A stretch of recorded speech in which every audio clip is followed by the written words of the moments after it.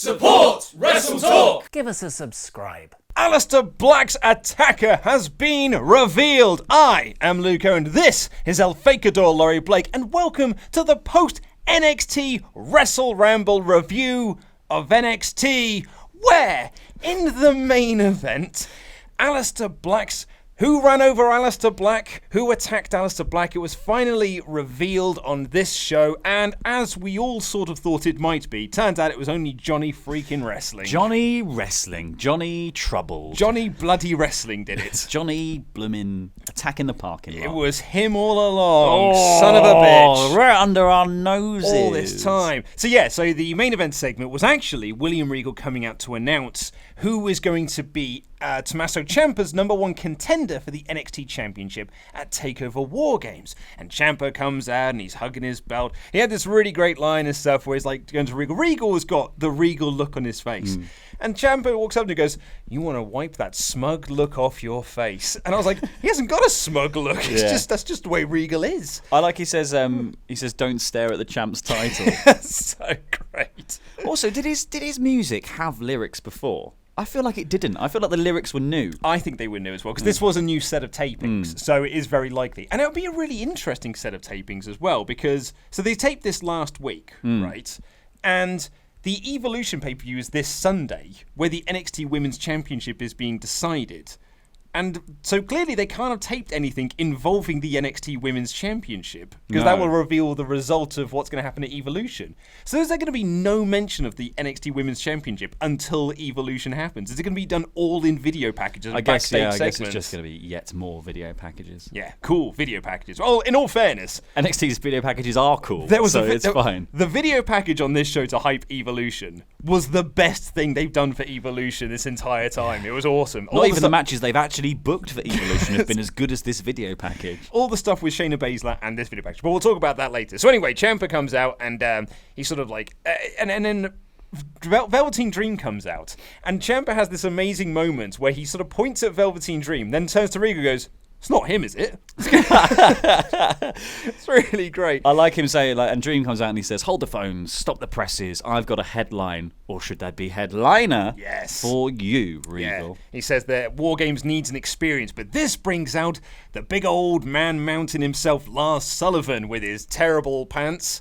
And or trunks, I should say, because they have an American audience. And actually, that plays into the Dream's line, because Sullivan stands there and says, "You're all standing in Lars Sullivan territory." And Dream walks up and he says, like, "If you're going to address the Dream, I'd like you to wear pants." The other thing I find about Lars Sullivan is he's obviously got a very similar character to someone like Braun Strowman, like farm strong, you know. But he's very well spoken. To my ear, he sounds like when he's going like, "You're all standing in Lars Sullivan territory." Yeah, because Braun is like, "Oh, get these hands, I'm going to go blah." And then Lars Sullivan's like, "Hello, my name is Lars Sullivan." Yeah, and I know his whole thing is like he's meant to be like a mountain with an IQ, but like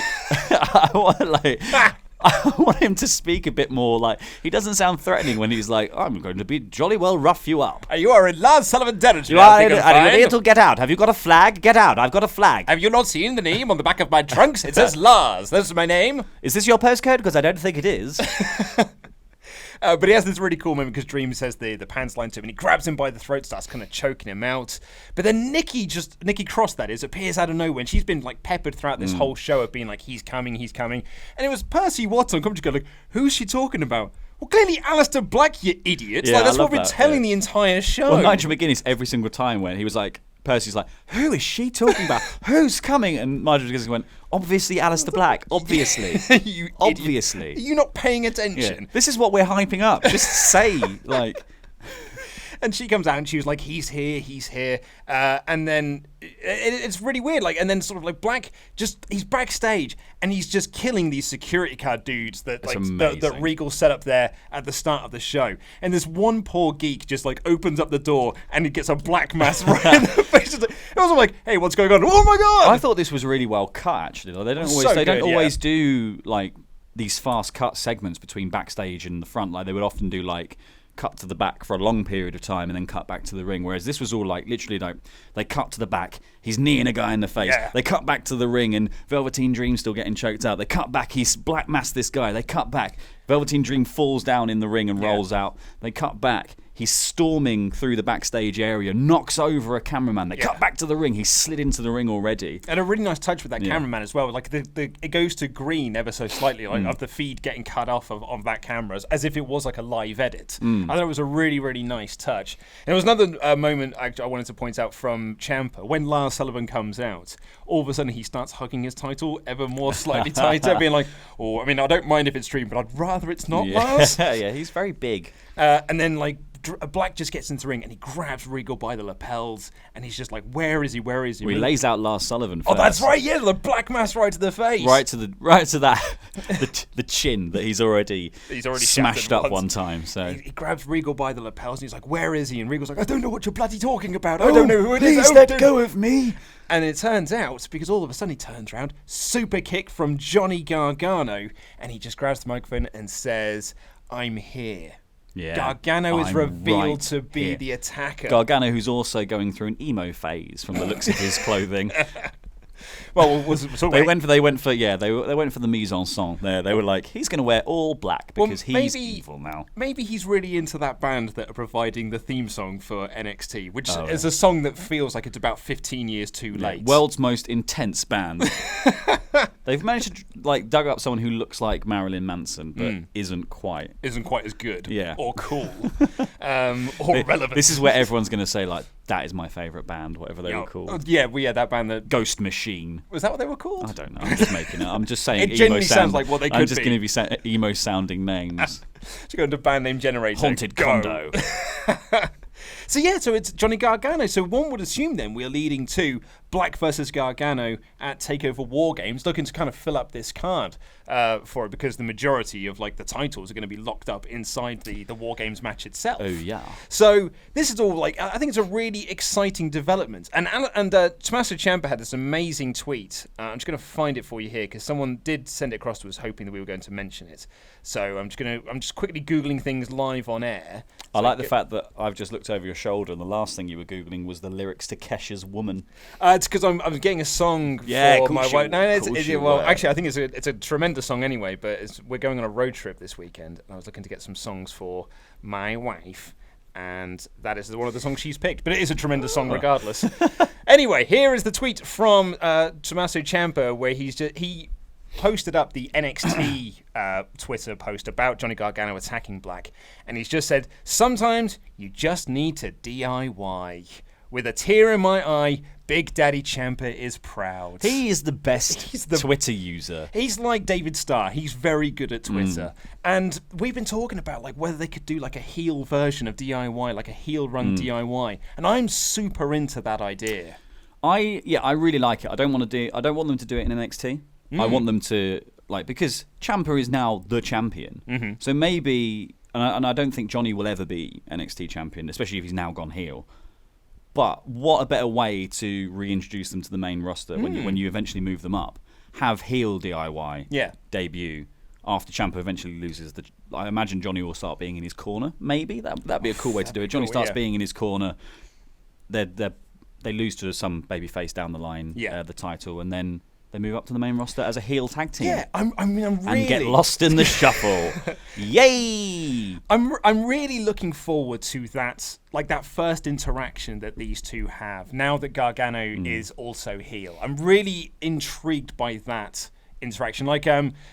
Ollie made this point in our Evolution predictions. He said what he's really looking forward to on Sunday, and what he hopes they do on Sunday, is a segment where Becky Lynch is walking backstage with her championship, and she runs into Bayley and Sasha Banks, and then she almost goes oh, what are you doing tonight? Referencing the fact that this pointless six-man tag, and then just sort of looks at her belt and walks off. And I was like, that's a segment I'm really intrigued to see. I'm very intrigued to see the kind of first meeting between Gargano and Ciampa now that they're both heels. But I suppose, so we now know who the attacker is, and we don't read NXT, well, at least I don't read NXT spoilers for what's going to be happening in the coming weeks. Mm-hmm. So the question, I suppose, that comes out of this as well is that who is going to face Ciampa for the NXT Championship? If you do know the spoilers, don't post it in the comments like a dick. Don't spoil it for everyone. But is it going to be Dream, or is it going to be Sullivan? Is it going to be someone else? Is it going to be a triple threat? Is it going to be a triple threat? A triple threat, I'd actually, because that way you can kind of hide the weaknesses of Sullivan, who I do like. I think Sullivan's actually he's a very good presence. Yeah. But his match with Aleister Black for the championship wasn't great. It was fine. But I think with him in a triple threat match, you can really hide that. He is much better as the monster in the mix rather than like he was during the ladder match. Yeah, I always think one-on-ones with big guys gets quite boring because there's very limited amounts you can do when you build someone up so much. Like Braun Strowman, it's very difficult to have a one-on-one match with Braun Strowman because he's always so dominant. So I think that's the exact same thing with Lars. So actually, like having him have enough people to beat him down at some point and knock him out for a bit so everyone else gets to sort of show off their offense. It's very useful in wrestling terms. I think more likely maybe they'll do Velveteen Dream versus Lars for a number one contendership kind of deal, and then Dream I think should be the one to go through and face Ciampa. I think Dream versus Ciampa would be a really interesting match, which I suppose we'd still get in the triple threat. Or they do the usual standard NXT thing, which is you set up a number one contenders, there's a schmoz, and then it gets announced as the triple threat thing. Basically what they just did for the NXT North American Championship.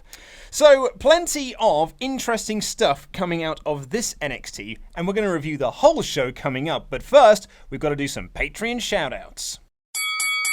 We just want to send some love to our $25 and above pledge hammers. If you want to become one of those and get your name read out on the WrestleRamble, all you've got to do is become one of those pledge hammers at the $25 and above level at patreon.com/WrestleTalk. I'm not doing this take again. So, up first, we might be able to read your names out properly, though. So, here's hoping. Bully for you. So, first up, Steep Climb James Maccahill. Oh, yes. Lovely stuff. Well done. You sold out Jay Sellers. Yes, Jay Sellers. Lovely. Jonathan the Headmaster Headman. Great name. Wonderful. Lovely. Juan de Dios Infante Gauntlet. Oh, that is an international flavour. Rolls off the tongue. Stay hyped, Kyle Rowley. Hopefully you can get a push on Raw. It started for one of them.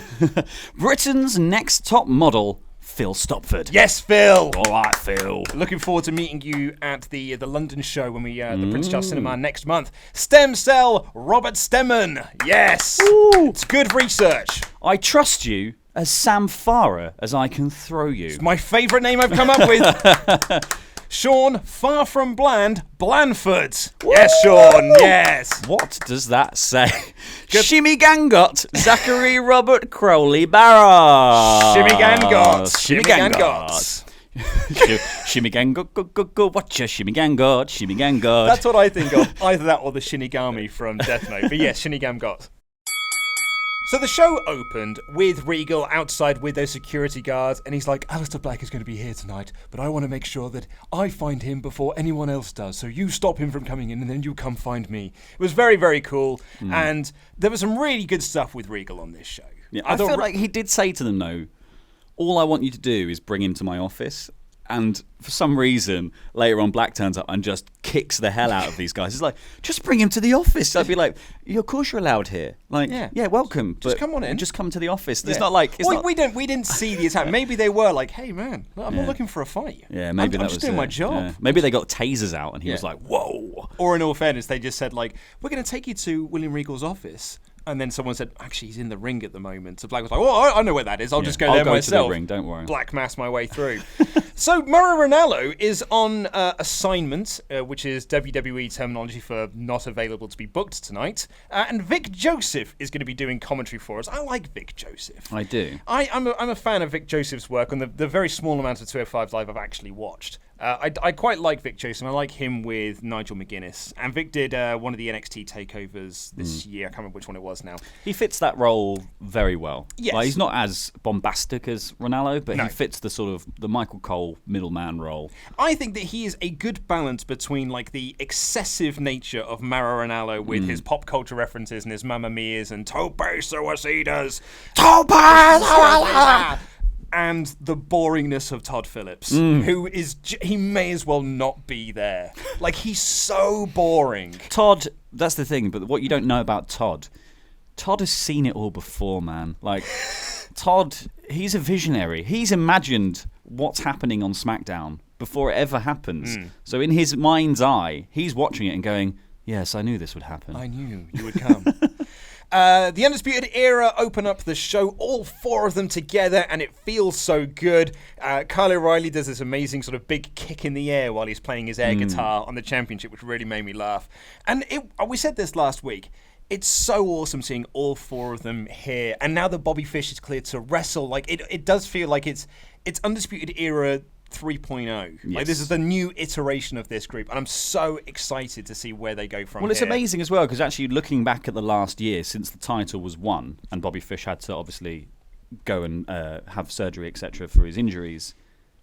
It feels like we've actually been in a holding pattern with the Undisputed Era, and yet we've still managed to have some of the best matches in wrestling this year. Yeah, that's a really good point. So imagine what's going to happen now that he's back when they actually start to do. Because I imagine the Roderick Strong heel turn was planned for I don't think it was a last minute actual Fish is injured, let's just chuck Roddy in the mix. In there, yeah. I think that was always kind of meant to happen. Like I think the idea of this group accumulating members, it was just very fortuitous. It's something they were always doing, just fortuitous. So now we're going to see what they originally intended for this group. And I'm hoping it's all the titles. I'm kind of hoping it's all the titles. Well, yeah, because Adam Cole starts cutting this promo and he says that the NXT roster is now on notice, and he said the crowd are not NXT, we are NXT. But then I was actually surprised because I thought this was, they were going to announce who the number 1 contender is later in the show. I thought this was going to be Adam Cole slotting himself into that possibility. But no, he went straight back for Ricochet and saying, Ricochet, you've got something that belongs to me. Yeah. And I was surprised because I thought that Adam Cole and the group are so over to a point that you almost want to start elevating Cole up into that championship picture, even if he's not going to be facing Aleister Black, Tommaso Ciampa for the championship of War Games, because he's definitely going to be involved in the War Games match. Just the mention of that he's looking to go up the card and start going for the NXT championship, I thought it would have been quite nice in this moment. It's just they're probably just thinking, man, we've got a lot of heels. Yeah, man, we've got a lot. Aleister Black can't be the only face at the top of the roster. God, he might be at the moment. I suppose there's EC3's in this role. No, exactly. Yeah. So, Dream is now as well. Top. I guess Dream is in the picture at the top, but it's Black and Dream, and that is it. That is it. That is surprising. So he says Ricochet's got something that belongs to him, and he had this nice line where he's like, "You didn't beat me in that triple threat match. You beat Pete Dunne. Yeah. Like I'm still, I still want to have this match." And that brings out not Ricochet, not Pete Dunne, but EC3. EC3 comes out and he does his point, and I suddenly realised... He's got a new coat. Yes. Well, I suddenly realised while watching this show, and I don't know how I've not noticed this before, but EC3's entrance, where he does like the EC3, and then he does the turnaround and the camera points towards him, he's that gopher meme.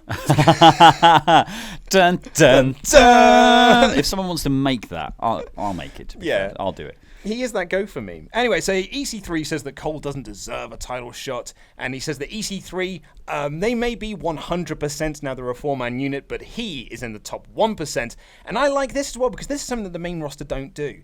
Heels challenging for matches. Usually it's just like, I want to have a match now, and the heel, because it's usually the Miz, would be like, no, I'm not going to have this match, and whatever your local sports team is, I'm not going to have this match now. But Adam Cole was the one who's like, no, you shut up, dude. I want to have a match right now. And it was really cool, because it kind of like, it gave Cole this sort of fire going right into this match of being like, dude just disrespected me, and I'm going to beat him up now. He's always got the right heel booking as well. Like, it's good that he, because he's got 3 mates. It's fine for him to be like, yeah, I'll take you on. Everyone's out here. It's fine. You know, why wouldn't you? He is the cocky heel, but only when he's got the advantage. And then the rest of the time, he's like, do you know what? I'm a pretty good wrestler. Yeah. Like, I'm actually pretty good, so it's fine. I'm really good at what I do. And that did lead to a match between Adam Cole and EC3. EC3 kind of sort of dominated early. And it was Bobby Fish was absolutely amazing during this match. I love Bobby Fish. He was so just loud. On the outside, just shouting as loud as he can at things. There's a moment when EC3 plants Cole's face right into the ring apron. And Bobby Fish from across the ring just shouts, "You can't do that! That's not allowed!" Really he was really, I mean, what a way to introduce yourself back into things this was. It was amazing. And actually, I thought it was a really good show. Like, I haven't been majorly into EC3 since he got to NXT. I think he's had some quite duff matches. He had a good showing in the ladder match. I don't think he's done particularly well in a lot of his one-on-ones, etc. But here, this worked really well. This pairing was really good, and I thought a lot of his offense was really fun. Like all the big chops at the beginning were really nice. good. He was really good at like being a fiery babyface. I like you. I thought he was really good. And all the match. dodges of the last shot and stuff at the end as well to get the roll up, etc. That was all really good. I think he sold it really well. Like, it was a really good match. Yeah, and that's the surprising thing in this. The Undisputed Era try to get up. EC3 fights them off. You think, okay, well that's leading to the finish then, and it doesn't. And then the Undisputed Era get back up a second time and he fights them off. You're like, cool, so that's leading to the finish of Cole winning, and it doesn't. Instead, he ducks the last shot, rolls him up, and he gets a pinfall. And he beats Adam Cole. And it was a it was a surprising victory, but not a surprising victory that made me go like, oh, well, that's buried Adam Cole. That's this, that, and the other. No, absolutely not. Or like, that's elevating EC3. I just thought it worked. They booked this really, really well. It didn't make Adam Cole look stupid. It made EC3 look really good.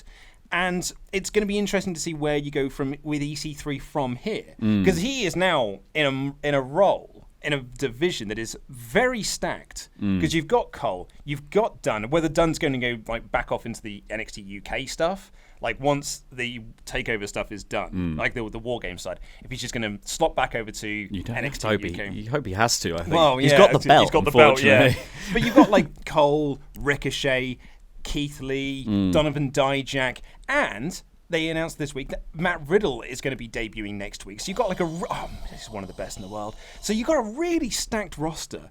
And Velveteen Dream, Lars Sullivan. And I kind of look at EC3 and I'm like, mate, you might struggle. Yeah. Like, you need some of these lads to either get injured or get called up. They need another belt, is what they need. They don't need another belt. They need another belt. The last thing this company needs is more championships. The North American Northern States Championship. And afterwards, Undisputed Era, like, they laid out EC3, and then Cole hits the last shot up on the top of the ramp. But Bobby Fish isn't done. And I was wondering if this is going to be like a new wrinkle to the Bobby Fish character. Is he, I believe it was his knees or it was his legs that were injured. He's got a knee brace. And he started targeting EC3's knee. With a chair. He grabs a chair and he hits EC3 right in the knee. And I was like, I wonder if that's going to be Bobby's thing now. It's just like, I lost a year of my career because of my knee injury. So I'm going to make sure everyone else gets the same thing. And just start going after people's knees to try and put them on the injured shelf as well. I loved when he did that as well, because like all the rest of the guys were behind him going, oh my God. Yeah. Like, we're kind of like both egging him on, but then also a bit horrified by it. Like, everyone's like, what? Yeah, steady on. We've got a promo package for Mia Yim, the Blasian baddie. I don't know for sure, but this may be the same promo that they used in the Mae Young Classic, just with some footage from the Mae Young Classic slotted in there. But she said that she's over making friends. She's here to be a badass. And that led into a match with Aliyah versus Mia Yim. But slightly before that, we had the security all standing in a row, and Nikki appeared and told them that Black is coming. I like the idea that she's like Aleister Black's herald. She is. She like arrives and is like, Aleister Black is coming, everyone. Be prepared. So this did lead to Aliyah versus Mia Yim. Mia Yim's NXT debut after being signed with the company. And my first thing is like, poor old Aliyah. Like, she has been in NXT seemingly forever. And she is a perennial NXTer, isn't she? And she's never had a fair shake at the stick. She had that cat gimmick for a while. I don't really know what it was about, but she had cat ears or something. And she's always seemed to be putting into these positions just to put over other people. Yes, and that's what she did here again. She's a live show circuit kind of gal, isn't she? But at least she sort of has a proper character now. And the commentators were putting this over. She's kind of this spoiled brat character, which doesn't really make sense when you've just been losing all the time and you've been here for seemingly 10 years. And all her gear is like faux designer, isn't it? Like, so she's come out in like Burberry stuff before and like various other. I don't know enough about fashion to be like, wow, I know who that is. But who is she wearing today? I just went for all black. Today I'm wearing mostly black. Yep, you are. You are wearing Aleister Black today. And this was... It was a fine match. The crowd were very hot for Mia Yim, even though she was I suppose she was the babyface in this because Aliyah was definitely the heel. But like, I haven't really got a lot of notes. I just thought Mia Yim won. It got more time than I thought it would have done. I thought Mia should have just mauled her. Yeah, and I just felt like that was like. I think it should have been more of a showcase of Mia just going, here's all my awesome stuff. Yeah. And I mean, towards the end, there was a bit where she does the John Woo drop kick. She does essentially a haluva kick, and then she does and then a cannonball. So she basically plays NXT's greatest hits for like in 3 moves. She just goes, oh, here's a bit of Zane, Owens, and Baszler, and then she does is it still called Eat Defeat? No, that was Gail Kim's. That was Gail Kim's. Was, but that was the same thing, wasn't it? It was a drop like boom. Yeah, it was. It's basically sort of like the riot kick is. Yeah, but it's what Enzo did for a while. That's right. It was what Enzo did. The smusher would do. The Jordonza or whatever he. The Jordonza. Yes, but then we cut backstage, and this is again that brilliance of NXT feeling like a connected universe. And what was even better about this, or I really liked, is that I tend to find with Raw and SmackDown GMs, with Angle or Corbin or Mick Foley or Paige or Shane or whoever it is, they don't really feel like general managers. They don't feel like they're managing these shows. They're just there to say things to camera or announce matches. Like they're a MacGuffin. Yes. All they are there to just do. You may as well have a robot doing it for you, or like the anonymous Raw GM Michael Cole stands up and goes like, "I have an announcement" or whatever it was. But Regal genuinely feels like he is talking to talent. Talents are approaching him, asking for opportunities, and he's trying to sort them out. But he's also trying to manage the way that this show is run. And I think he's doing a terrible job. People are being run over. I know he wasn't run over. Get some HR involved, Regal. Get yourself a constable. That's what you need. That's what he needs. But Regal does feel like he's managing this show, and Bianca Belair is there going like, look, why am I not the number one contender for the NXT Women's Championship? I'm undefeated. It just makes sense that I'm the number one contender. And Regal's like, I don't think you're the number one contender. I'm so sorry, Bianca, but we've been booked into a hell of a hole. We've had to film all of this week, and there's this little thing called Evolution on the weekend, and we just don't know who's going to be champion after that because we can't reveal it. So you can't be number one contender. I'm really sorry. And so he doesn't really give her much of an answer, and then he starts walking to his office, only to get interrupted by the angel Kathy Kelly, and she's there in her angelic glow, and says that he doesn't know. She says, "You're having a baby." And he's like, "What?" It's like, "Yes, it's an immaculate conception." And Regal says that he doesn't know the name that Nikki Cross told Aleister Black last week, but he wants to know. And then he's trying to all he wants to do is get into his office and do his job. And then the Undisputed Era walk up, mouthing off as loud as they possibly can. Just talking about how, like, EC3's walking around here doing everyone's, and it's ridiculous. It's silly. You need to do your job better, Regal. You need to get your act together. And Regal says, well, perhaps you should get your act together. And he books the War Raiders in a match next week against Cole and Bobby Fish. Not the tag champs side of Undisputed Era, but the other two. And that's why this faction is very cool, and I'm really looking forward to that match. Yeah, I like this as booking. I thought it was great fun. And I can't wait to see Fish back in the ring as well. Yeah. He's awesome. So good. Love this. Especially if he's going to start smashing people's knees up. Absolutely. We've got a really nice video package for Roman Reigns, and then a very good video package for Lacey Evans to hype her up a little bit. And then they aired possibly the greatest video package ever to hype up Kairi Sane versus Shayna Baszler, and they recapped their whole feud of Kairi Sane beating her in the finals of the NXT Classic last year, and then Shayna Baszler being like, everyone talks about that match, but everyone forgets I've already beaten her on TV and things like that. It was a really nice touch. And then Kairi Sane beats her for the NXT Women's Championship, but Shayna Baszler keeps putting over this thing. She didn't beat me. I beat myself. Like, I lost that match, but she didn't beat me. And I love this. I love this so much. I love Shayna Baszler. She is so good. She is like shoulders above everyone else on that NXT women's roster. She's shoulders above a lot of the main roster women's roster. Like, she could walk in and be champion. Oh yeah, on her debut. Yeah. And I think even beating Ronda Rousey, like, I would have no problem with her walking in, beating Ronda Rousey, because she's got one thing that Ronda Rousey doesn't really have, and that's she's also a fantastic promo. Like, Ronda's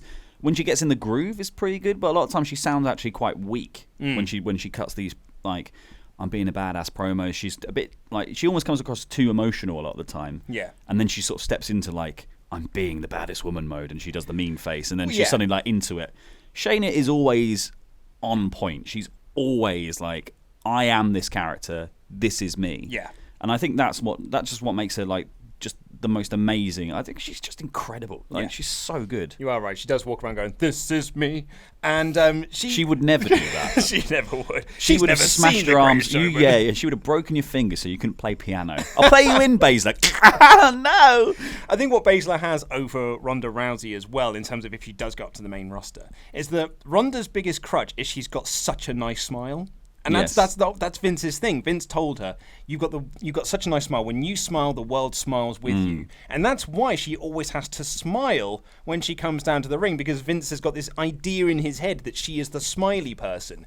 Whereas Shayna Baszler doesn't have, I mean, she's got a lovely smile, but she also has a smile that says, oh, I think you're going to hurt me. Yeah. And you're going to enjoy doing it, and I'm a bit scared now. It's a bit like, it's got a dark undertone. Oh, it really smile, does, yeah. Whereas Ronda's smile makes me go like, oh, you seem like quite nice. But really. she feels like they tried to do this with Sonya Deville, like this MMA star coming in thing, and obviously Sonya Deville was never as big a MMA fighter as Baszler was. But like they tried to do this similar character of like, no, she's a legitimate fighter. Here she comes. She's really badass. Deville did it okay. Baszler comes in and she seems dangerous. Yeah, like, absolutely. Yeah. So, and I don't think there's anyone else on the women's roster in WWE at all who seems actually dangerous. Like Becky is being a badass, but in like a cool way and in a very wrestling way. Shayna feels like she is not a wrestler. Yeah, she feels like legit dangerous. She feels like she's gonna legitimately break your arm. Oh yeah, she's so good. More so than Ronda Rousey, who goes, "Do you want to see me break an arm?" Shayna's just like, no, I'm going to do it. I don't care if you want. You don't want to see this. Yeah. This is going to be gross. And I don't care if you don't want to see this. I'm going to do it anyway because I'm Shayna Baszler and I do what I want. This is me. We then got our final match of the evening, which was Justin Xavier, versus Kassius Ohno, and this is our new, more heelish Kassius Ohno coming down here, and I really like this attitude. I think it fits him so much better than just his I'm fits here. him better than his gear. Poor Kassius, my God. Justin Xavier, or Xavier as they like to be in WWE, Xavier, has the worst entrance music of all time. It sounded like someone was cleaning a window really quickly over some beats.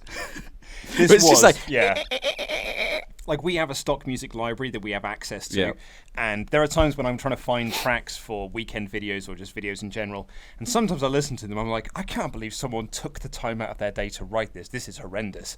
And I thought that about Justin Xavier's music as well. I was like, man alive, someone didn't. Like, this was phoned into the nines. They said to him, they probably said to the composer, they were like, yeah, we need you to make a track for this guy, Justin Xavier. It's like, okay, cool. Who is he? Oh, he's just going to get squashed by Ohno. Okay. Done. Yeah. Here's one. It was basically like, in the Casio keyboards where you had preset music already in there. It was like they were lucky they didn't get yesterday. Yeah. they were lucky they didn't get the word dictionary in somewhere at the end of his song. So I thought Ohno looked really awesome in this. He had this amazing big boot that the crowd really popped for, and he just starts slapping Xavier around, going like, and shouting to Regal, "This isn't what I asked for. Like, I asked to face your new toy. I asked to face your new bro," in reference to Matt Riddle.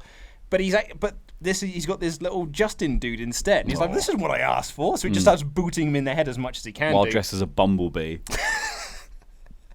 And then he needs new gear, man. Like, he's wicked, and his gear makes him look stupid. So I know he likes, because it's all basketball, isn't it? That Yeah. he wears all basketball gear, and I know he likes it, but like, he's a big guy. Like, he's both very tall and not exactly like trim.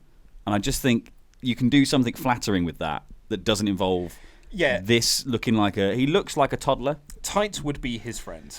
I think tights, but I think like the Kevin Nash style, like looser trouser thing. Yeah, that also works. I don't know. I just, especially when you've gone to this slightly more like, no, I'm like a legit like threat now, and I want to beat up Matt Riddle, etc.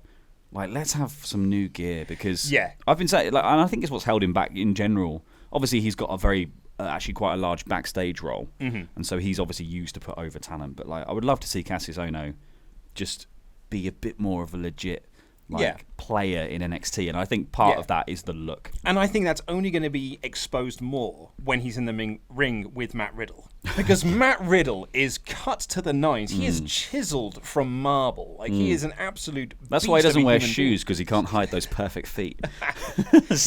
And Matt Riddle's going to come in. He's going to look absolutely awesome. Like, my wife, she's only seen various bits of wrestling, and she has seen me watch some NXT before. And when she saw Kassius Ohno, my wife likes dudes with big beards and long hair and slightly larger gentlemen. And I was like, oh, she's probably going to find him very attractive because that's very much the sort of man that she would go after. And she just was like, he looks ridiculous. And I'm like, man, poor old Ohno. Poor old Chris. Oh, no. Oh, no. No.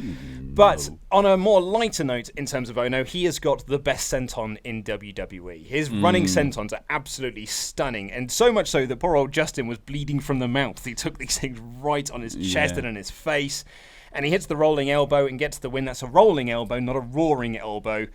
Josh Matthews in Impact's rolling elbow. And yeah, Ohno wins. I think the blood helped here. I think actually, like, it made it look like it was this really vicious beatdown because it started off and obviously like I thought Justin got some actually fairly good-looking stuff in there, like even like the simple stuff, like even just doing the sort of jump over in the turnbuckle and stuff. He did it so high. I was like, he looks like he's probably going to be quite good at some point when he gets a chance to not be smacked in the face.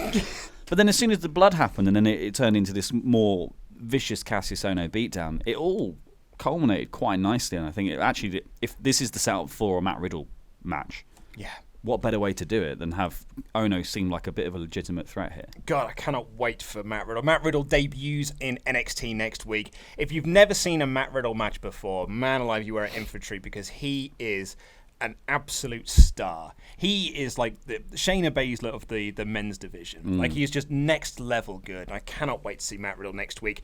But that is all we have got time for on this NXT review. Click the videos that have just appeared on our laps to catch up with the latest WrestleTalk awesome things, and this button right here, which will subscribe you to the Apple Podcast version of this show, which has got its own exclusive intros and outros, all completely free. Get it wherever you get podcasts from. There's actually a present for Laurie Blake in the intro this week, which you'd all want to check out. I have been Luke Owen. This has been our Fakador Laurie Blake, and that was NXT Rambling.